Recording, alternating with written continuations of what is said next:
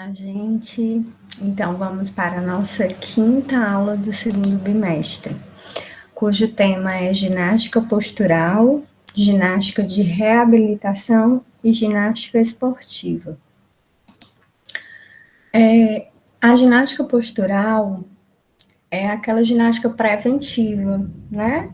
Digamos assim, que melhora a postura e o bem-estar, cujos objetivos são fortalecimento da musculatura de apoio da coluna e das articulações e o alongamento das principais cadeias musculares que influenciam a postura corporal. Essa ginástica ganha cada vez mais importância em virtude da ocorrência crescente de problemas na coluna vertebral, por causa da permanência frequente em posturas incorretas no trabalho, na escola e em casa, especialmente no uso de computador e das novas tecnologias. Então, essa ginástica postural está cada vez mais necessária como prevenção, né, para todas essas adversidades que nós hoje temos que conviver, né?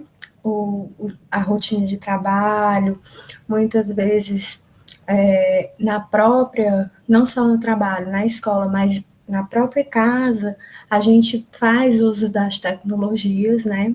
E a gente causa, né, algumas más posturas que vão comprometer, né, toda essa musculatura de apoio. O que é reeducação postural global? Por que eu trouxe o RPG, que é o conhecido RPG, né? Porque muita gente não conhece que esse tipo de prática, no caso, para uma possível reeducação. Quem é que procura geralmente? Necessariamente a pessoa tem que ter um diagnóstico, tem que ter encaminhamento de um ortopedista, né, um trabalho multidisciplinar com fisioterapeuta também, profissional de educação física. E para fazer essa reeducação postural global, ela precisa ter uma comorbidade, né? Um tipo de avaliação que indique essa necessidade. E o que seria, né? A reeducação postural global, ou RPG, consiste em exercícios e posturas usadas dentro da fisioterapia para combater alterações da coluna como escoliose, corcunda, hiperlordose, além de outros problemas de saúde como dor de cabeça, nos joelhos, quadril e até mesmo alterações como o pé chato, por exemplo. Nesse tratamento, o fisioterapeuta analisa toda a postura da pessoa e indica os exercícios que ela precisa realizar para fortalecer os músculos mais fracos e alongar os músculos, tendões e ligamentos necessários para realinhar todo o corpo. Então, existe essa necessidade de uma pré-avaliação, como eu falei antes, né, indicando ao RPG. No caso dos benefícios, né? Os principais benefícios do RPG, a gente tem combater a dor nas costas e realinhar a coluna, eliminar a dor ciática. Ciático é um nervo que a gente tem na coluna, certo? Curar o torcicolo, o conhecido torcicolo, corrigir o posicionamento dos joelhos, melhorar a respiração e a movimentação do tronco em pessoas com espondilite anquilosante. Vão pesquisar sobre isso.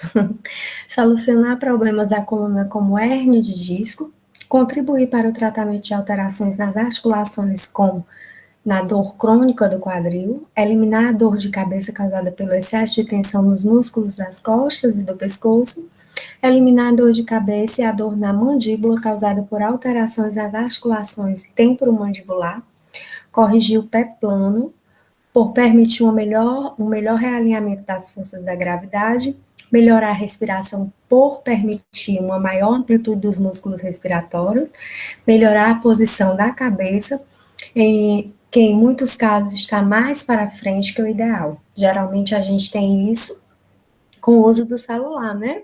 A gente tende a inclinar a cabeça mais para frente. Melhorar o posicionamento dos ombros, que em muitos casos está mais virado para frente. Também é um indício de que a gente está fazendo muito uso do celular, né? Esse ombro mais para frente. Sobre os desvios posturais, né? O que são os desvios posturais? Eles são causados principalmente pela permanência de posturas incorretas por tempo prolongado. A má postura pode ocasionar o enrijecimento das articulações vertebrais, ou seja, cada vértebra, né, da nossa coluna, existe essa articulação que se torna enrijecida devido a essa má postura, né? E o encurtamento de músculos.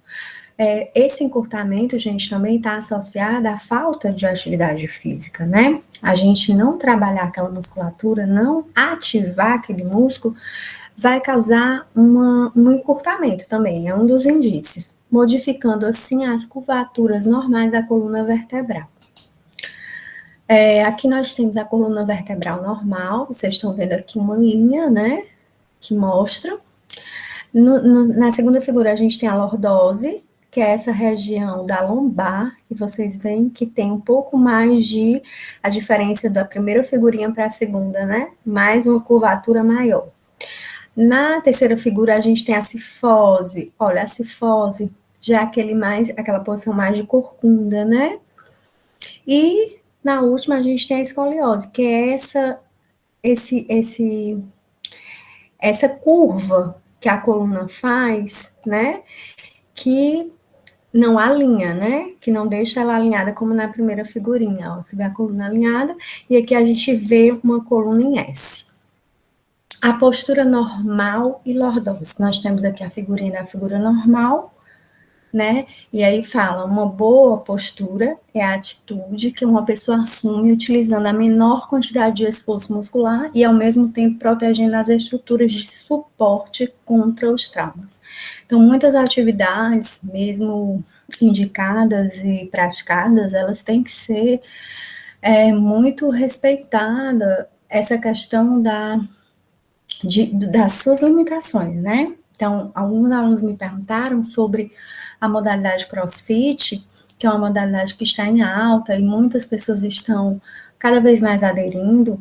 Então, algumas atividades no CrossFit você precisa ter um conhecimento, uma consciência corporal, né, de limites para você executar, né, para não ter o problema de se lesionar ou causar traumas. E aí, na segunda figura, né, a gente tem a lordose, ó, essa curvazinha mais na região da lombar. É o aumento anormal da curva lombar, levando a uma acentuação da lordose lombar normal, hiperlordose. Os músculos abdominais fracos, né, e um abdômen pré-tuberante são fatores de risco. Tem como característica a dor nas costas em pessoas com aumento da lordose lombar, ocorrida durante atividades que envolvem a extensão da coluna lombar, tal como ficar em pé por muito tempo, que tende a acentuar a lordose. A flexão do tronco usualmente alivia a dor, de modo que a pessoa com frequência prefere sentar ou deitar. Então, geralmente, quem tem lordose vai sentir uma dor nessa região, né? Às vezes, essa dor, ela é irradiada para o quadril. Quem já sofreu, né, de lordose, ou tem dor nessa região lombar, sabe bem do que eu tô falando, né? A cifose e a escoliose. Na primeira, a gente tem a cifose, que é essa corcunda, né, essa coluna mais corcunda, e é definida como um aumento anormal da concavidade posterior da coluna vertebral, ou seja, coluna vertebral. Sendo as causas mais importantes dessa deformidade a má postura e o condicionamento físico insuficiente. Né? Então, sempre voltando à questão da má postura, a falta de condicionamento físico, fortalecimento muscular, né? Na segunda figura, a gente tem a escoliose, que é esse S aqui, né? Ó, em formato de S. É a curvatura lateral da coluna vertebral, podendo ser estrutural ou não estrutural. A progressão da curvatura na escoliose depende, em grande parte, da idade que ela inicia e da magnitude do ângulo da curvatura durante o período de crescimento na adolescência.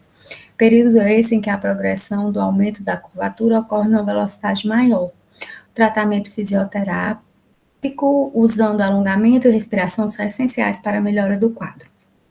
Há algumas pessoas que necessitam, no caso de uma escoliose mais grave, né, mais acentuada, do uso de coletes, né, que vão fazer esse reajuste na coluna.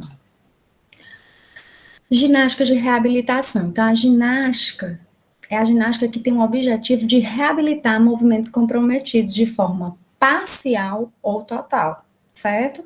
Então, vamos lá. A pessoa sofreu uma situação, passou por uma cirurgia. Vamos agora à atualidade, né? O Covid. O Covid tem trazido algumas situações em que as pessoas necessitam recorrer a um fisioterapeuta, né?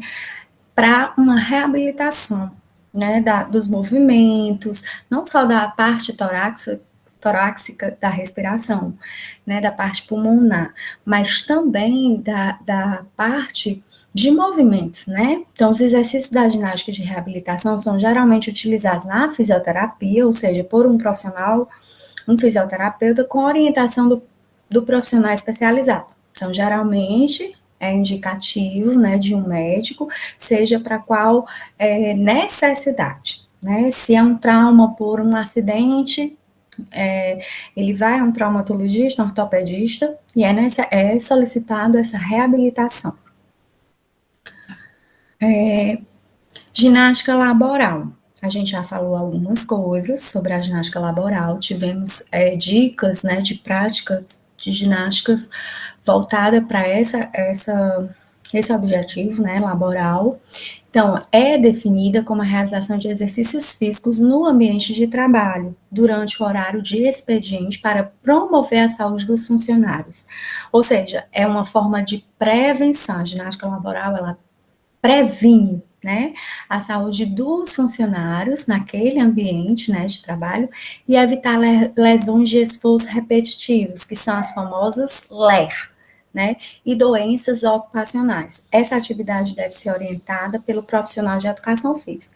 Então, hoje, cada dia mais, está sendo há essa busca, né, da ginástica laboral no ambiente de trabalho como prevenção, né, para uma LER ou algumas outras doenças ocupacionais.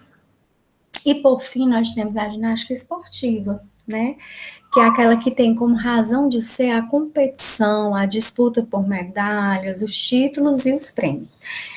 A ginástica esportiva é reconhecida pela FIG, o que é a FIG, a Federação Internacional de Ginástica, compreende a ginástica artística, a ginástica rítmica, a ginástica de trampolim, a ginástica acrobática e a ginástica aeróbica. Então, algumas dessas ginásticas, algumas dessas modalidades, a gente já até comentou e já viu, né? Então, ela é regida pela FIG, Federação Internacional de Ginástica.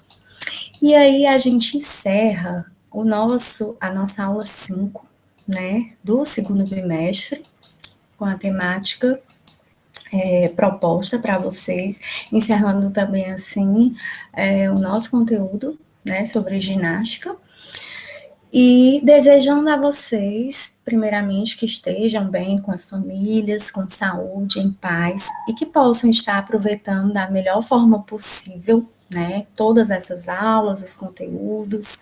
Espero que todos tenham gostado e nos vemos na próxima. Beijo grande em todos.